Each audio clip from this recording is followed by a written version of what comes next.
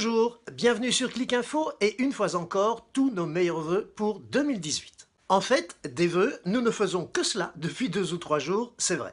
Tout cela est très sincèrement fait et avec beaucoup de cœur en général. Pourtant, regardons un peu ce qui se passe autour de nous depuis 48 heures à peu près et cette belle nuit de la Saint-Sylvestre qui est censée être une fête. Londres, 4 personnes tuées à coups de couteau pendant la nuit du réveillon. Berlin, les festivités du Nouvel An entachées par de très nombreuses agressions sexuelles en plein milieu de la foule. Champigny-sur-Marne, 2 policiers dont une femme passés à tabac par 2 ou 3 dizaines de personnes et violemment frappés à coups de pied pendant qu'ils étaient au sol. Bruxelles, nuit du réveillon, jet de pierre contre des policiers, des dizaines de véhicules incendiés et un commissariat de police aussi. Tandis qu'à Paris, des pompiers sont caillassés alors qu'ils tiennent dans leurs bras un enfant qu'ils viennent de sauver. Aux États-Unis, c'est un adolescent qui tue ses parents, sa sœur et une amie présente au réveillon.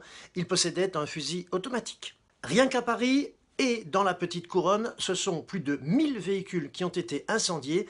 Il s'agit là d'un vrai record. En Russie, ce sont des photos d'enfants belges en vacances, petits les enfants, qui réapparaissent subitement sur un site pédophile. Et à Molenbeek, une bande de jeunes caillasse des pompiers et des policiers après les avoir appelés pour une fausse intervention. À Liège, pendant la nuit du réveillon de Nouvel An, là aussi, des projectiles sont jetés au départ d'un véhicule, brisent la vitre d'un bus et évidemment blessent très gravement une vieille dame en plein visage.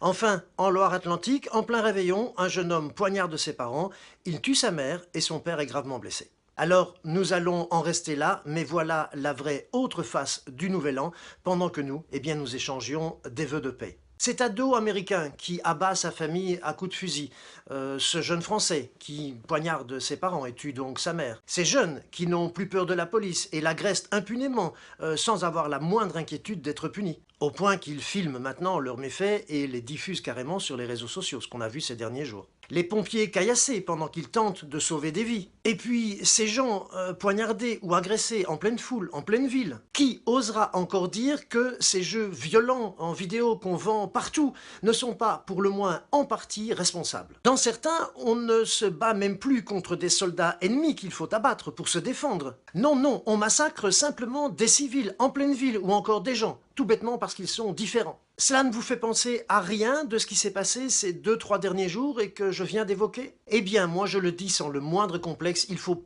purement et simplement interdire ce genre de jeux vidéo hyper violents, de guerre, de guérilla urbaine et autres massacres. Car ce ne sont plus des jeux, ce sont devenus des passeports pour la violence.